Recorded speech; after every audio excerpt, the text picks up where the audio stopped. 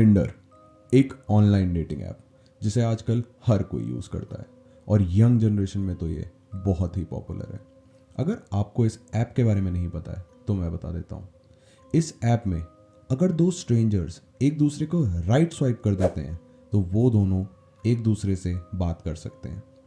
पर बात वो नहीं है, बात ये है कि इस ऐप का इस्तेमाल लोग यूजुअली अपनी लव लाइफ को एक्सप्लोर करने के लिए करते हैं।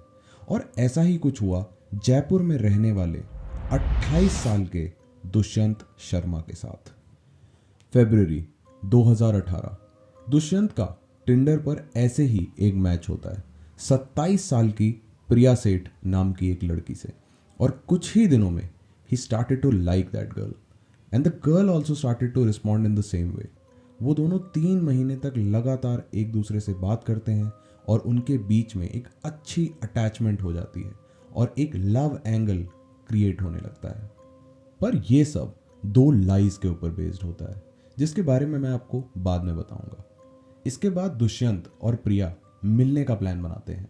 प्रिया दुष्यंत को जयपुर में ही उसके एक रेंटेड अपार्टमेंट में इनवाइट करती है और दुष्यंत, जो कि ऑलरेडी प्रिया की तरफ बहुत अट्रैक्ट हो चुका होता है, वो आने के लिए मान भी जाता है। 2 मई 2018 को दुष्यंत अपने घर से तैयार होकर निकलता है अपनी वाइट कलर की वैगनार लेके, और जैसे ही वो प्रिया के घर में पहुंचता है वहां प्रिया के अलावा 2 और लड़के होते हैं।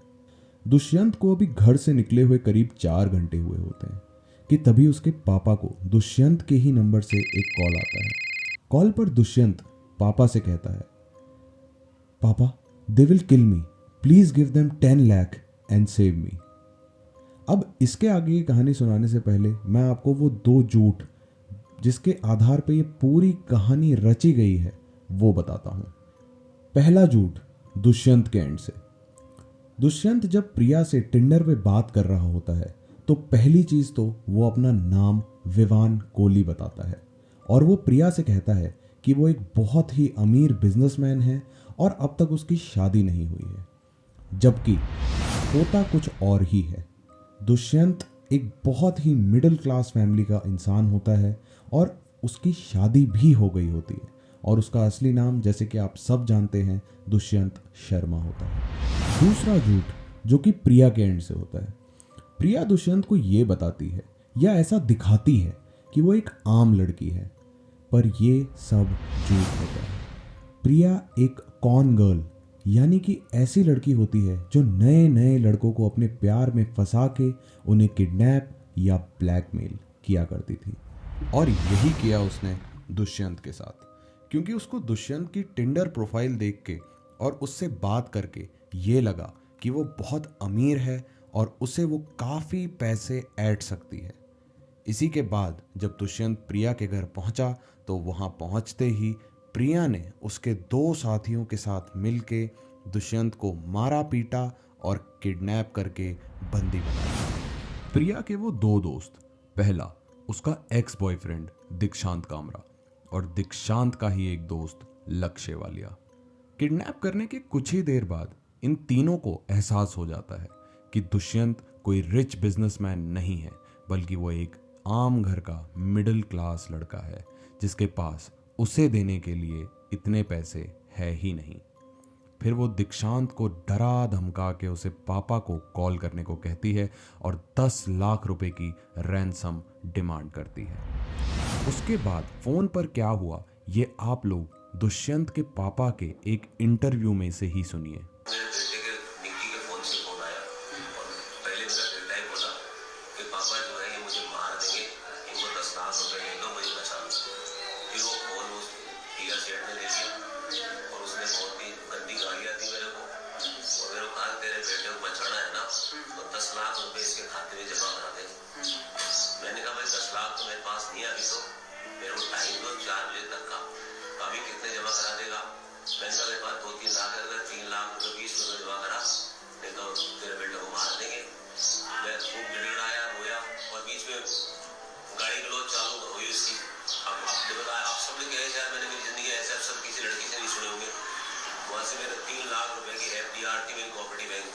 वो एफडीआर में तुड़वा के उसके पैसे लेके और मैं यूनियन बैंक में गया मैं उसके बाद उसे फोन स्विच ऑफ कर दिया तो दोबारा फोन नहीं आया। 3 लाख रुपए प्रिया ने दुष्यंत के ही अकाउंट में डलवाए ताकि वो कभी पकड़ी ना जाए।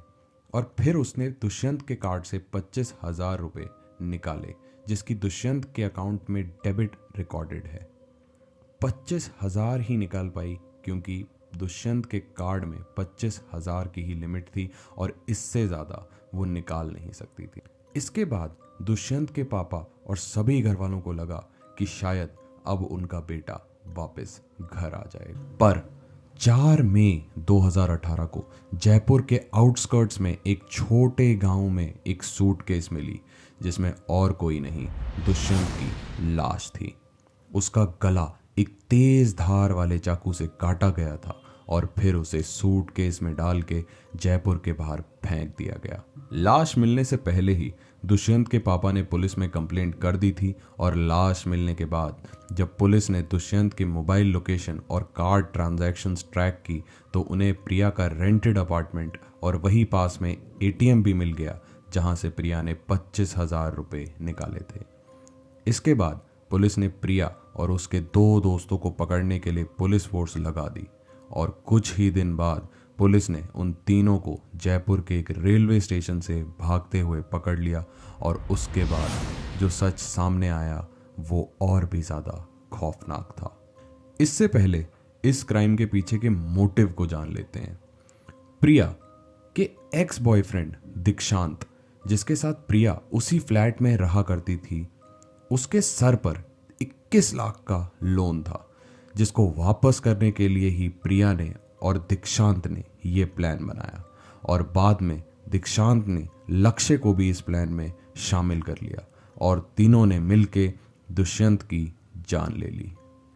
पकड़े जाने के बाद प्रिया ने एक इंटरव्यू में ये बताया कि उन्होंने दुष्यंत को मारा कैसे। उसके बाद वो नहीं मरा तो फिर लक्ष्य आया, लक्ष्य ने उसका मुंह धक्के से दबाया, फिर भी नहीं मरा, वो बेहोश हो गया। उसके बाद फिर दीक्षांत ने उससे चाकू मंगाया, मैंने उसे चाकू ला के दिया और दीक्षांत ने उसका गला काट दिया चाकू से। 2 बार मारने की कोशिश करने के बाद भी उन्होंने दीक्षांत को नहीं बख्शा। उसके बाद उन्होंने दीक्षांत का गला काट दिया और दिन में ही उसकी लाश को जयपुर के बाहर भी फेंक दिया। इसके बाद एक इंटरव्यू में लक्ष्य वालिया ने बताया कि इस मर्डर की प्लानिंग में वो इन्वॉल्व ही नहीं था और 70% प्लानिंग प्रिया की थी और 30% प्लानिंग दीक्षांत की। और मर्डर की प्लानिंग तो थी भी नहीं। किडनैपिंग के अगले दिन जब प्रिया ने उन दोनों से कहा कि अगर हमने इसको नहीं मारा तो हम तीनों फंस जाएंगे, तब जाके ये मर्डर प्लान हुआ। ठीक है, दीक्षांत की थी 70% प्रिया की थी, 30% दीक्षांत की। प्रिया की पूरी प्लानिंग थी। प्रिया ने पहले दीक्षांत को यही बताया था भी अपने सिर्फ उसको डराएंगे, धमकाएंगे और छोड़ देंगे। सुबह उसको कहा भाई इसको मारना पड़ेगा नहीं तो तुम तीनों फंस जाओगे। अब बात करते हैं प्रिया के बैकग्राउंड की, जो बाद में सामने आया। प्रिया के ऊपर इससे पहले भी कई केसेस दर्ज थे और वो सारे केसेस या तो एक्सटॉर्शन, प्रोस्टिट्यूशन या तो हनी ट्रैप पर बेस्ड थे।